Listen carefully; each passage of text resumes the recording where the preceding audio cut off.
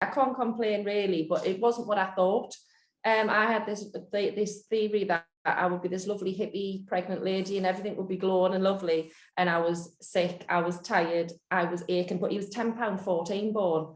This I didn't realise. So honestly, the pains I had and the heaviness, and it's like I just wasn't expecting to be this tired, and my ribs, the investigators thinking my liver was hurt, something was wrong, but actually it was just because he was that tall and that big. He was squashing it. So it wasn't what I thought, but I would do it all again a million times over. It's worked out all right, but I've had me moments. So we were really lucky. We were quite smug. In the hospital, he latched straight on, and the breastfeeding lady came around and we could hear her telling the other midwives going, "Yeah, that's a dream, that baby, that he's just latched, he knows exactly what he's doing, looks like he's done it before." We were like, "Oh, brilliant, this is great." But then you get that fear later where you go home and you're like, "But what now? How do I know he's really still latching great?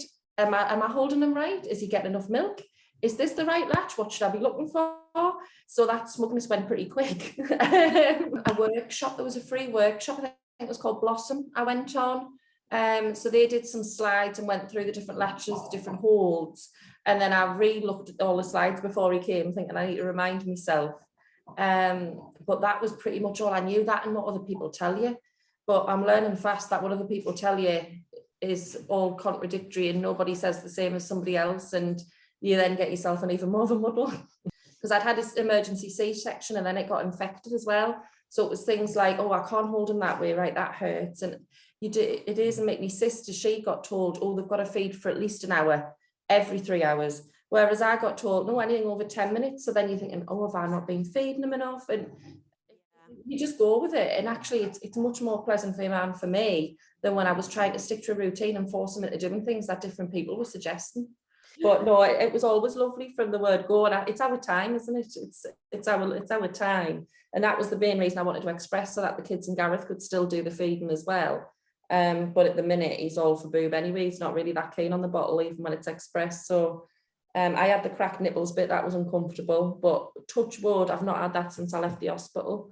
And I had one lump the other day where it was painful, but luckily between that and express, and I managed to get rid of that. So I have been really, really lucky.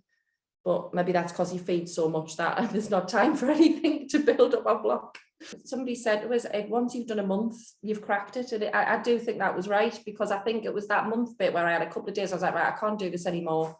Get the formula out. Then you look at the formula and you think, no, actually, like the amount of different things to worry about there, and get prepared. And actually, he's nice and safe and he does what he wants here. So then I go back to it, and then, like I said, when I thought, actually, do you know what, this is a minefield, just do what you were doing, then actually suddenly it's cracked.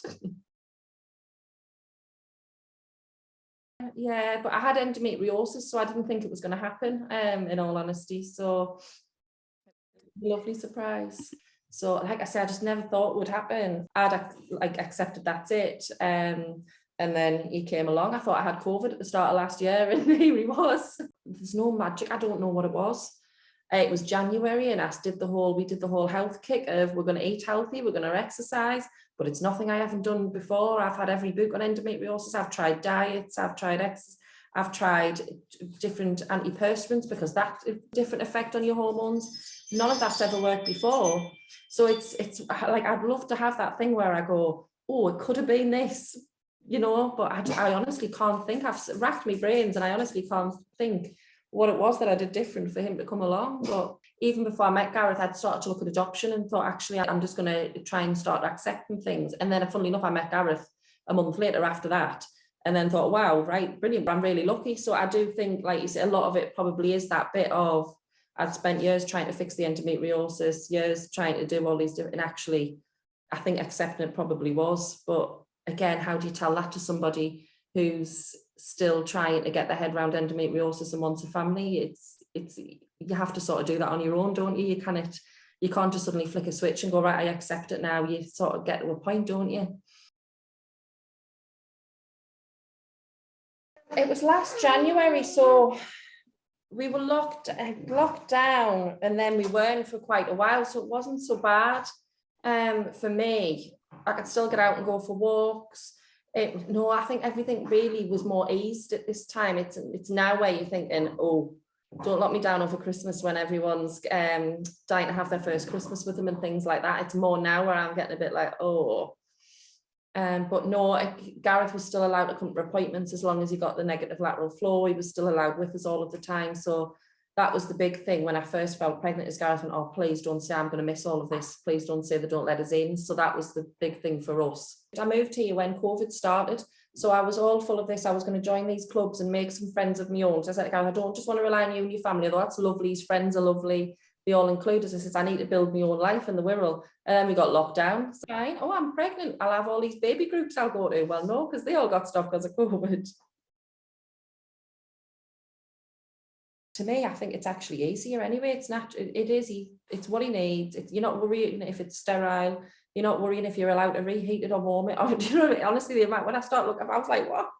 It's just that bit, I think, about going out and doing it. But we've breastfed on the beach and breastfed in the corner of a restaurant so far. So we're getting there with it going out. For me, I'm more worried about, oh, I'm going to make them uncomfortable. And then I think, what am I worried about them for? Because that's how I ended up breastfeeding on the beach, because I was in a tiny little cafe. And I thought, oh, you're a bit on top of each other. What will people think? Oh, I'll go and sit on the beach and do it. And then I sat on the beach and all the old men walked past with all their dogs. And I thought, you know, what am I doing? I may as well have just stayed where I was. I suppose, like you say, I'm always looking, thinking, right, where can I sit? Where I can get him, where he's going to be most comfortable.